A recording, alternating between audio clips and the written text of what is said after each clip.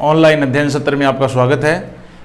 मैं विष्णुकांत शर्मा कक्षा 8 के अध्याय द्वितीय विज्ञान विषय के अंतर्गत आज सूक्ष्म जीव शत्रु या मित्र इनके बारे में अध्ययन करेंगे। कक्षा 8 में शुरुआत से ही जीवों की स्ट्रक्चर संरचना के बारे में बताया गया है। आज हम चर्चा कर रहे हैं सूक्ष्म जीवों के बारे में। देखिए, प्रकृति में जीव कई प्रकार के हैं। ऐसा माना गया है, वैज्ञानिक अध्ययनों से यह ज्ञात हुआ है कि प्रकृति में लगभग 10 लाख प्रकार के जीव हैं। 10 लाख प्रकार के जीव हैं। उन्हें विभिन्न वर्गों में बांट दिया गया। कुछ अतिकायी है, जैसे व्हेल मछली, हाथी। कुछ अति सूक्ष्म है जो हमें आंखों से नहीं दिखाई देते। तो आज हम जो बात कर रहे हैं सूक्ष्म जीव। सूक्ष्म जीव क्या है, इस पे हम विस्तार से चर्चा करेंगे। ये हमारे शत्रु है या मित्र हैं। दोनों ही कंडीशंस हैं इनके लिए, दोनों ही स्थितियां बनती है कि वास्तव में ये हमारे मित्र है या शत्रु हैं। तो सबसे पहले सूक्ष्म जीव क्या हैं? वे सूक्ष्मतम संरचना जिन्हें बिना यंत्र के न देखा जा सके। हमने देखा होगा हमारे घरों में दूध रखा, रात को अत्यधिक गर्मी थी, दूध फट गया। क्या किस कारण फट गया पता ही नहीं लगा। क्यों फट गया? या उसको दूध को खट्टा करने के लिए या खराब होने के लिए क्या चीज उत्तरदायी है? हम कहते हैं अत्यधिक गर्मी के कारण फट गया। नहीं, अत्यधिक गर्मी के कारण उसमें एक बैक्टीरिया पैदा हो गया। बैक्टीरिया ऑलरेडी उसमें है, लैक्टोबैसिलस बैक्टीरिया है, दंडाकार जीवाणु है। आगे उस पर आएगी चर्चा।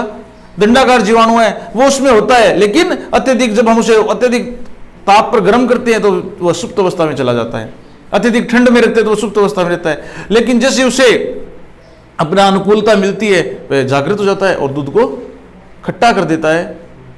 और यह जीवाणु ही दही में पाया जाता है, लैक्टोबैसिलस। इस प्रकार हमें पता नहीं लगा कि वास्तव में दूध में कौन सा जीवाणु था जिसको खट्टा कर देता है, या दही में कौन सा जीवाणु है। लेकिन जब हम उन्हें सूक्ष्म दृष्टि की सहायता से देखते हैं तो हमें लंबी छड़नुमा संरचना दिखाई देती है, जिसे लैक्टोबैसिलस नाम जीवाणु दिया गया है। तो वे सूक्ष्मतम जीव जो हमें आंखों से दिखाई नहीं देते, तो किससे दिखाई देते हैं? सूक्ष्मदर्शी जैसे यंत्रों से, माइक्रोस्कोप। सूक्ष्मदर्शी भी कई प्रकार के होते हैं, इलेक्ट्रॉन सूक्ष्मदर्शी, सामान्य सूक्ष्मदर्शी, कई हाई ग्रेड के सूक्ष्मदर्शी भी आती है, जिसे अति सूक्ष्म से सूक्ष्म संरचना दिखाई दे सकती है। आपने कभी हॉस्पिटल में जांच करवाने गए होंगे, वहां पर लैब के अंदर माइक्रोस्कोप पड़े होते हैं, उसको आंखों से ऐसे देखा जाता है, उसके नीचे स्लाइड लगाई जाती है। तो वे सूक्ष्म वस्तुओं को देखने के लिए, सूक्ष्म चीजों को देखने के लिए, सूक्ष्म जीवों को देखने के लिए, हमें बुखार हो रहा है, खून की जांच करते हैं तो उस बुखार के कारण के जो बैक्टीरिया हैं वो स्लाइड में खून की बूंद में दिखाई देंगे।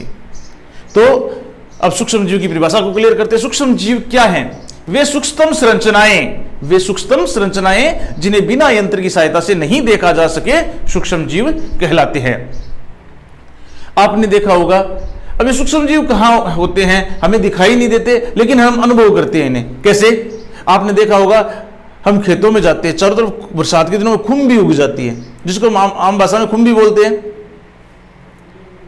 इसके अलावा हमारे घरों में ब्रेड को कई दिन पड़ी रहे, फ्रिज में नहीं बाहर पड़ी रहे, तो उसमें सफेद रंग की परत सी जम जाती है, या हल्की हरे रंग की परत सी जम जाती है, जिसे हम मारवाड़ी भाषा में बुफन बोलते हैं। या इसके अलावा आपने देखा वो रोटी है, रोटी को अगर रात को गर्मी में बाहर छोड़ दिया, 1-2 दिन नहीं संभाला, तो उसमें अजीब सी स्मेल आने लगती है। कहते हैं, हमारी भाषा में कहते हैं कि रोटी खराब हो गई है। तो उस रोटी पर भी एक परत जम जाती है, वो कवक की परत है, जिसको फफूंद बोलते हैं। हिंदी में, शुद्ध हिंदी में फफूंद बोलते हैं। अचार है, अचार में आपने देखा होगा तेल डाल के रखते हैं, उसे ऊपर तक तिराकर अचार को, तो क्यों? उसमें नमक भी डाला जाता है, उसमें हल्दी डाला जाता है, ताकि ऐसी कवक पैदा न हो। लेकिन कई बार अचार में तेल कम हो गया, अचार खराब हो जाता है, उस पर फफूंद आ जाती है। इसके अलावा कई बार दही देखा, दही आपने 5-7 दिन छोड़ दिया, दही तो 5-7 दिन तो बहुत बड़ी बात है, अगर 1-2 दिन उसको गर्मी में छोड़ दिया, वो खट्टा हो जाता है, उसके ऊपर हरे रंग की फफूंद जम जाती है।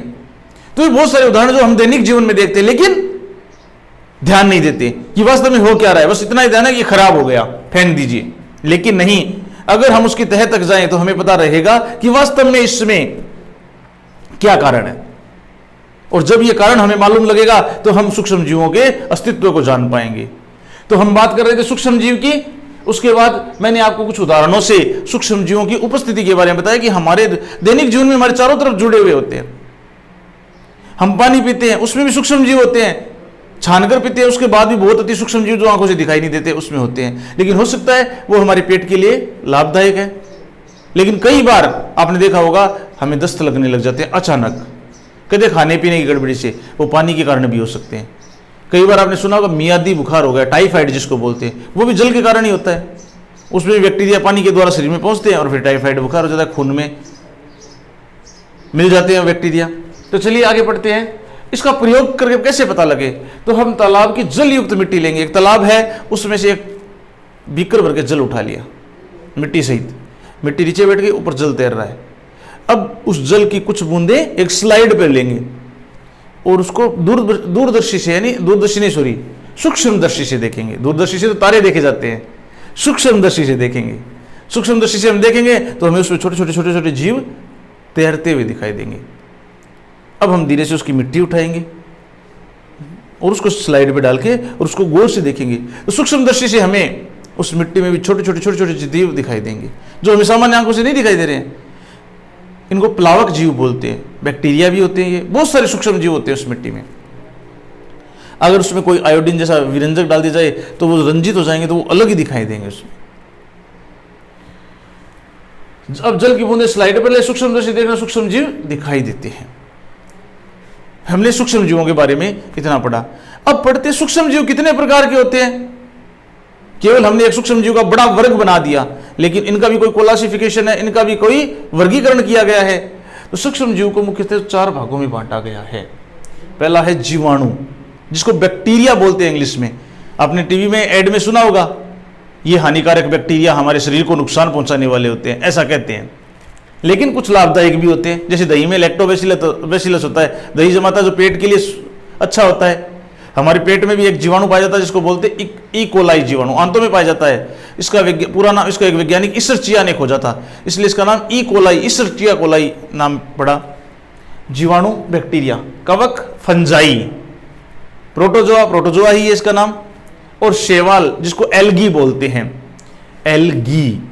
इस प्रकार ये 4 वर्ग बांटे गए। मैं आपको एक चीज और बताऊंगा, ये है बैक्टीरिया, ये है फंजाई,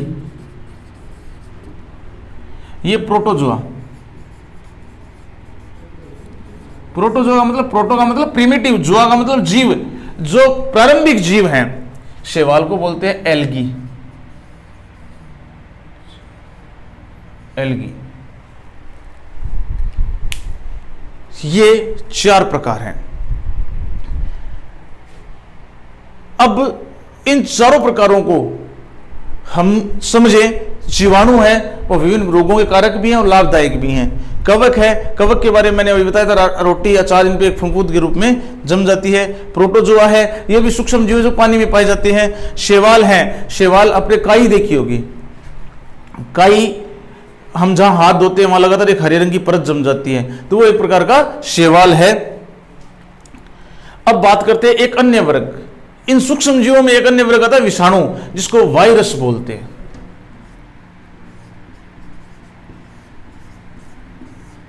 वायरस, ठीक है।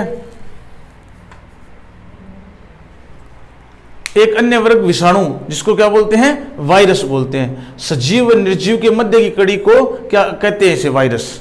यानी वायरस एक ऐसा है जो कभी मरता नहीं है।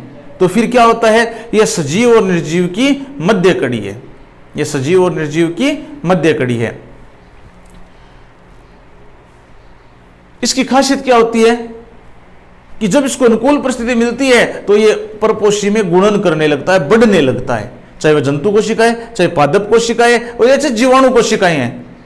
कुछ ऐसे जीवाणु होते हैं जिन्हें बैक्टीरियोफेज बोलते हैं, बैक्टीरियोफेज।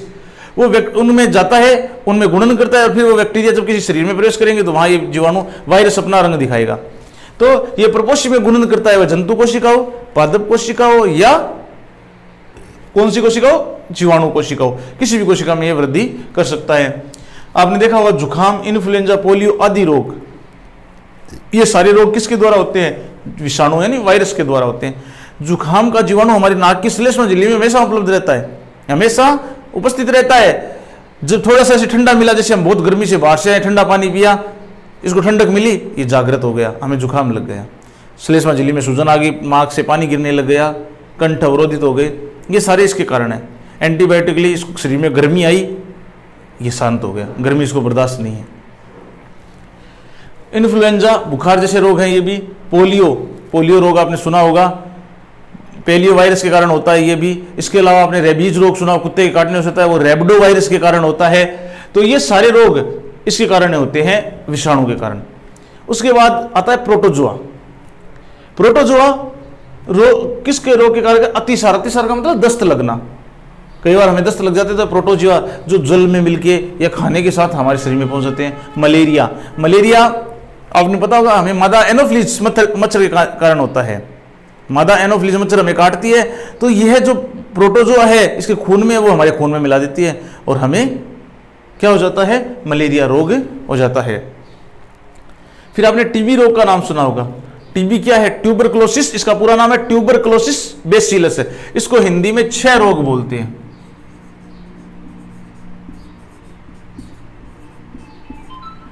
इसको हिंदी में 6 रोग बोलते हैं। 6 रोग टीबी, ट्यूबरकुलोसिस बेसिलस। दूसरा रोग आपने टाइफाइड, मैंने कहा था अभी, ये कौन से जीवाणु जनित रोग है? ये जीवाणुओं के द्वारा होते हैं। टीबी 6 रोग कहलाता है और टाइफाइड है उसको, यह साल्मोनेला टाइफी।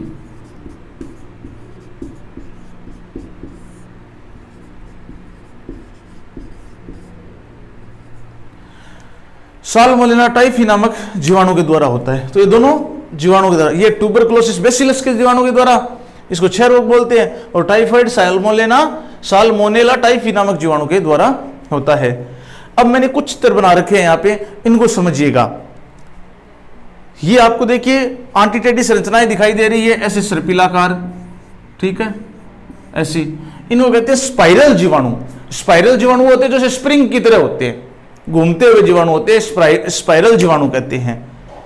दंडाकार जीवाणु, मैंने जैसे लैक्टोबैसिलस जीवाणु यानी दही के जीवाणु की बात की थी, ये दंडाकार जीवाणु होते हैं। फिर आपने एक अमीबा, प्रोटोजोआ, ये तो सब जीवाणु हैं दोनों। अब है प्रोटोजोआ में आता है अमीबा।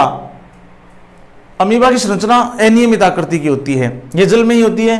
पैरामीशियम, इसको स्लीपर वर्म बोलते हैं, चप्पल जैसी आकृति का होता है। फिर आया कवक का आपको एक सबसे सरल उदाहरण है राइजोपस में ऊपर ऐसे गुंडीनुमा संरचना होती है, जब ये पक जाती है तो फूटकर अपने विजाणु फैला देती है और ये नए कवक को पैदा कर देती है। ये हमारी ब्रेड पर भी पाई जाती है, हमारी रोटी पर, अचार पर, सब पर, लेकिन हमें दिखाई नहीं देती। अति सूक्ष्म संरचनाएं हैं, ये माइक्रोस्कोपिक संरचनाएं हैं, माइक्रोस्कोप से इनको देखकर ऐसी स्ट्रक्चर बनाई गई है। तो आज हमने जाना सूक्ष्म जीव क्या है, सूक्ष्म जीव कहां कितने प्रकार के होते हैं, उन 4 प्रकारों के बारे में जाना। फिर एक अन्य वर्ग जिसे वायरस कहते हैं उसके बारे में जाना, और इन वर्गों से होने वाले रोगों के बारे में जाना। कल से इसके आगे के अध्ययन सत्र में हम इसकी और जो प्रकार हैं और उनके जो उपस्थिति है, कहां पाई जाती है और क्या उनके प्रभाव है, उनके बारे में जानेंगे। धन्यवाद।